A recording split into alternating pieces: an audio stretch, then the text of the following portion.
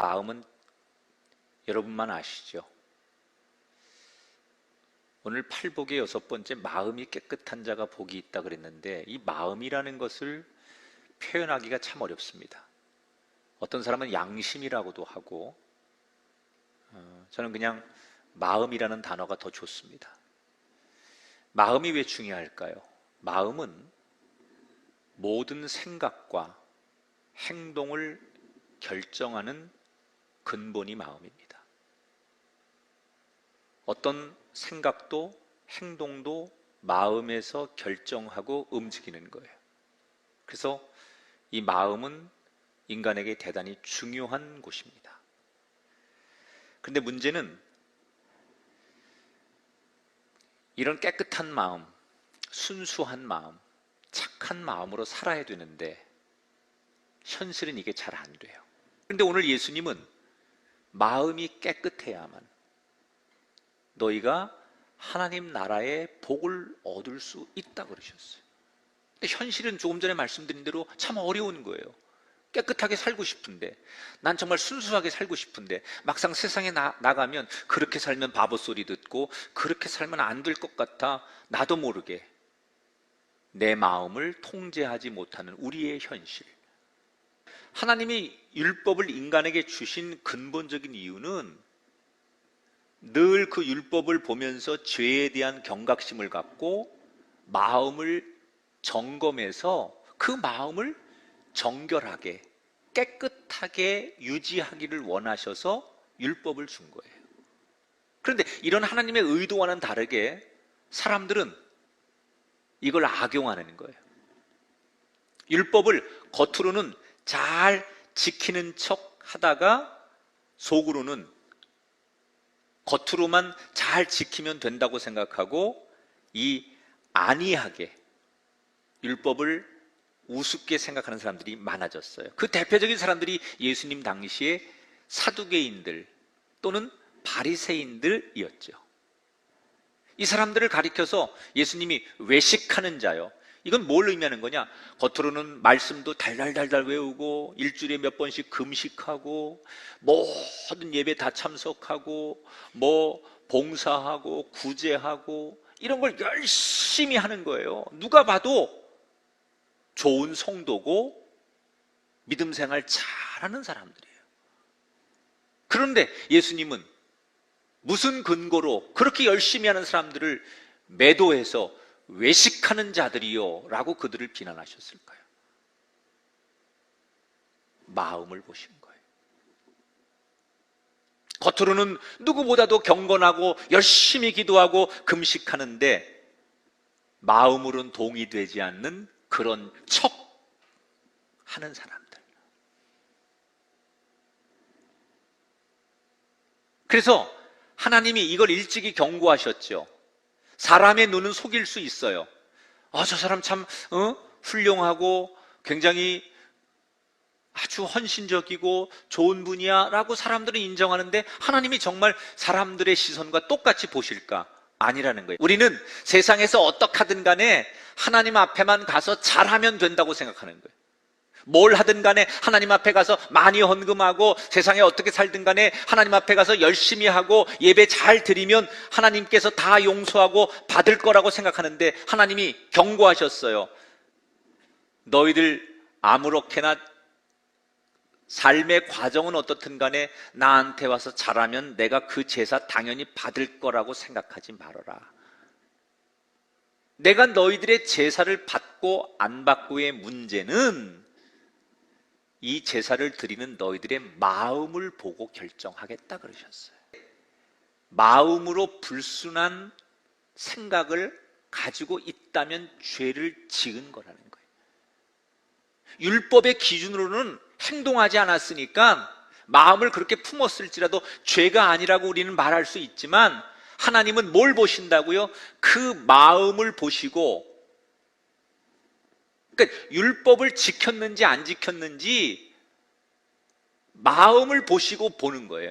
사람이 겉으로 드러나는 행위로 얼마든지 친절하게 말할 수 있고 얼마든지 은혜롭게 말할 수 있고 얼마든지 거룩하게 말할 수 있어요. 그래서 사람들은 그 사람의 본심을 몰라요. 그런데 하나님은 이 사람이 그렇게 율법을 지키고 제사를 드리고 기도하고 금식하는 것들이 진짜인지 아닌지를 판단하는 게 뭐라고요? 그의 마음을 보고 결정하겠다.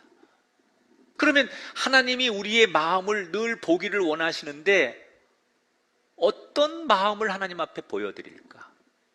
내 마음의 주인이 누구냐에 따라서 사람이 불순한 마음이 일어나기도 하고요. 내 마음의 주인이 누구냐에 따라서 용서와 경건의 삶을 살기도 하는 거예요. 바리새인들이 왜 가식을 떨었을까요? 깊이 들여다보면 나의 성공, 만족이 나한테 제일 중요하기 때문에 내 마음속에 내가 성공해야지, 내가 저 사람을 이겨야지, 이런 마음이 나를 지배하고 있기 때문에 경건한 척 사람을 이겨야 되는 경쟁심에서 수단과 방법을 가리지 않고 사는 거예요. 여러분, 사도행전에 보면 아나니아와 삽비라라고 하는 부부가 있었잖아요. 이 아나니아와 삽비라는 그 예루살렘 교회 교인이었죠. 예루살렘 교회가 말 그대로 너무 은혜스럽고 부흥될 때, 그때 사람들은 그냥 복음에 감격해서 누가 시키지 않아도 자기가 받은 은혜를 표현하고 싶어서 기꺼이 자기의 것을 막 내놓을 때예요. 그 중에 복음의 은혜를 받고 자신의 것을 막 내놓고 싶어 했던 사람이 아나니아와 삽비라 부부예요. 그래서 그 은혜 받은 것이 감격스러워 자기 걸 드리고 싶어 해서 자기의 땅을 다 팝니다. 여기까지는 좋아요. 그런데 이 땅을 팔아가지고 일부만 교회에다가 가서 내면서 마치 내 재산 전부를 드리는 것처럼 떠드는 거예요. 내가 은혜 받은 게 있어서 내 전 재산을 팔아서 드립니다. 실제는 어떤 거예요? 팔았지만 일부를 떼놓고 일부만 드리면서 마치 사람들 앞에는 드리는 그 헌금을 내 재산 전부를 드리는 것처럼 이야기하는 거예요. 왜 이 사람은 그렇게 얘기했을까요? 사람들의 시선에 칭찬을 받고 싶은 거예요. 누구랑 비교해서 뒤처지고 싶지 않은 거예요. 와, 저 사람 부부 참 대단하다. 야, 자신의 전부를 팔아서 하나님께 어려운 이들을 위해 다 내놓네. 와, 저 사람들 참 훌륭해. 이 소리를 듣고 싶어서 아나니아와 삽비라 부부는 거짓말로 하나님 앞에 헌금을 드리는 거예요. 그 마음의 상태는 뭐예요? 사람들한테 인정받고 싶어서, 칭찬받고 싶어서, 세상에서 성공하고 싶어서 두 얼굴을 가지고 사는 거예요. 결국 하나님 앞에 드리고도 그 마음이 순수하지 않아 아나니아 삽비라는 죽게 돼요. 자, 이 부부의 문제가 뭐예요? 거짓말해서 죽었다. 단순히 그게 아니에요. 이 부부는 거짓말한 것보다 더 깊은 문제가 있었어요. 내 마음속에 사람들로부터 인정받고 싶은, 다시 말하면 세상에서 성공하고 싶은 주인이 내 마음에 나를 지배하고 있었다는 거예요.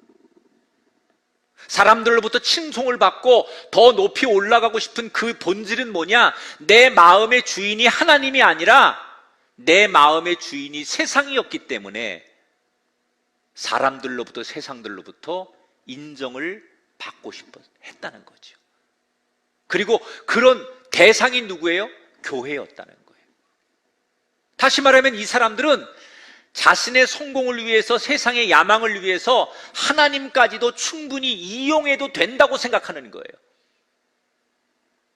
여러분, 이게 얼마나 큰 죄인지 몰라요. 우리는 때때로 우리가 신앙생활하면서 또는 기도하면서, 아니 우리가 하나님 앞에 봉사하고 뭔가 이렇게 서로 교제를 하면서도 하나님을 때때로 이용의 대상으로 삼을 때가 얼마나 많은지 몰라요. 하나님은 내 욕심을 위해서 이용할 수 있는 대상이 아니에요. 우리의 본질은 하나님을 철저히 나의 주인으로 섬기는 게 우리의 본질이에요. 여러분, 교회의 가장 중요한 건 우리가 모여서 나의 주인 되신 하나님을 높이는 거예요. 그게 예배의 본질이에요. 신앙의 가장 기본은 하나님을 찬양하고 그 하나님의 이름을 빛나게 하고 그 하나님께 감사와 영광을 올려드리고 그 하나님이 기뻐하실 수 있는 일을 하는 것, 하나님을 내가 주인처럼 높여드리는 것, 그것이 교회의 목적이고 그것이 예수 믿는 사람의 가장 본질이고, 이게 돼야만 우리가 사는 거예요.